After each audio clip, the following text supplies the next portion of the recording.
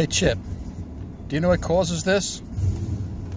Have my foot on the brake, not on the gas, so those jumps happen on their own. Any thoughts? And the flashing isn't happening on the dash, that's just on the camera. I don't know why. Alright. And now if I start driving, it'll go away and it won't come back for a couple weeks.